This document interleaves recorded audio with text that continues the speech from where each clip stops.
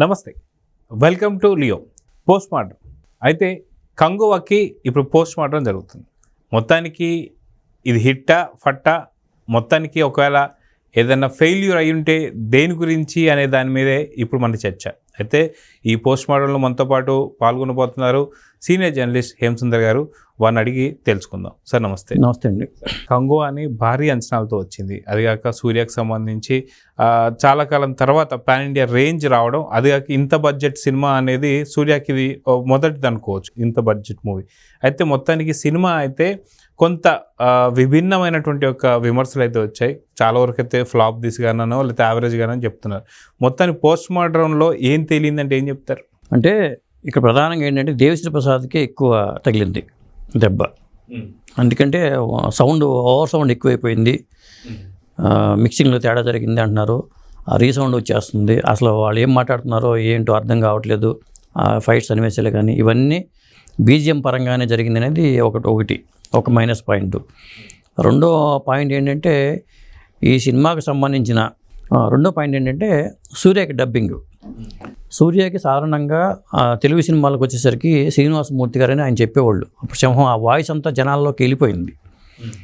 ఇవాళ సినిమా చూసినప్పుడు ఏంటంటే అసలు సూర్య మాట్లాడుతున్న మాటలా కనిపించాలి మనకి. ఇప్పుడు ఆకాశం నీ భద్ర సినిమా చూసినప్పుడు ఏంటంటే సత్యదేవ్ గారు, మన హీరో సత్యదేవ్ గారు డబ్బింగ్ చెప్పడం వల్ల ఆయన మళ్ళీ ఇప్పుడు ఆయన చెప్పడానికి ఇబ్బంది పడుతున్నారు, డబ్బింగ్ చెప్పడానికి ఇష్టపడలేదు, బహుశా ఆయనతో చెప్పించాలి.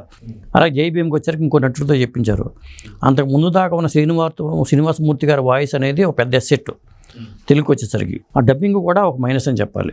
ఇప్పుడు మనం పోస్ట్ మార్టం చేస్తున్నాం కాబట్టి సూర్య వాయిస్ ఒకటి, బీజిఎం ఒకటి ప్రధానంగా డ్రాబ్యాక్ అని చెప్పాలి. అలాగే ఇక్కడ డైరెక్టర్ ఫాల్ట్స్ చాలా ఉంది, డైరెక్టర్ తప్పులు కూడా చాలా ఉన్నాయి. కానీ మరి ఇప్పుడు వాళ్ళు ఏం చెప్తున్నారంటే మిక్సింగ్ తేడా వల్ల జరిగింది, టెక్నికల్ ఇష్యూస్, దాన్ని కవర్ చేసాము మేము అని చెప్పి వాళ్ళు చెప్తున్నారు.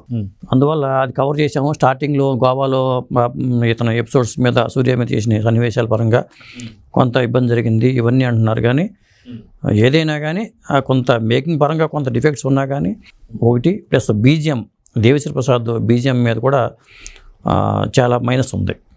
అది అందుకని ఇప్పుడు చెప్పాలంటే పుష్ప 2 వాళ్ళు చాలా ఊపిరి పీల్చుకుంటున్నారు.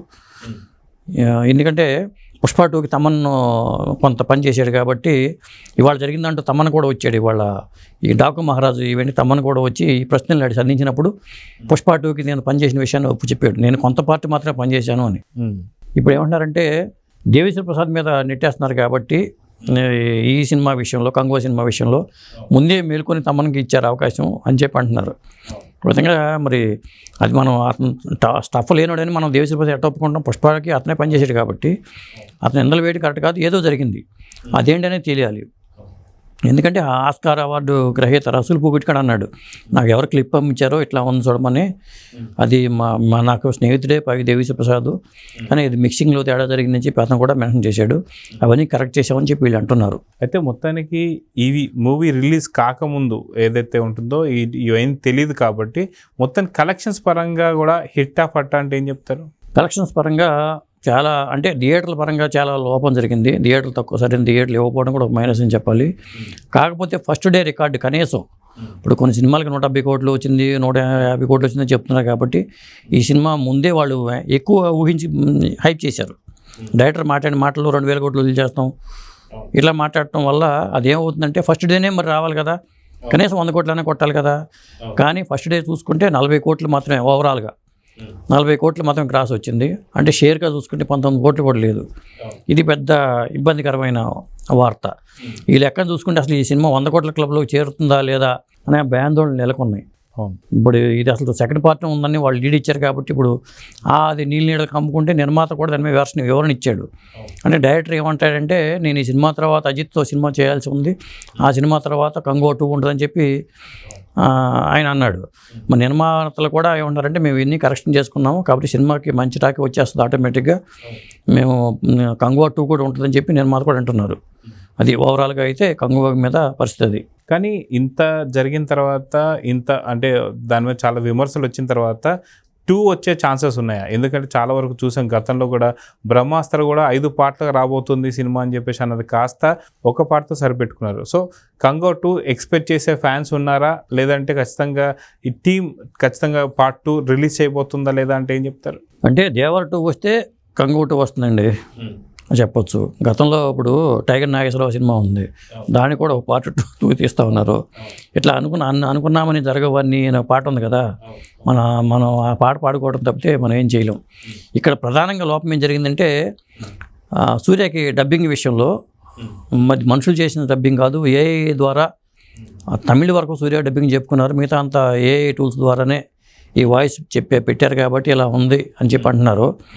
అందువల్ల ఒక విధంగా జరిగిందని చెప్పి అంటున్నారు. అట్లా అనుకున్నప్పుడు కూడా కనీసం శ్రీనివాసమూర్తి వాయిస్తో ఏ చేస్తుంటే బాగుండేది. జనాలు అది ఫిక్స్ అయిపోయినారు కాబట్టి, ఎందుకంటే నా అరుపులు పెడబబ్బులు జీర్ణించుకోలేకపోవడం అనేది జరిగింది.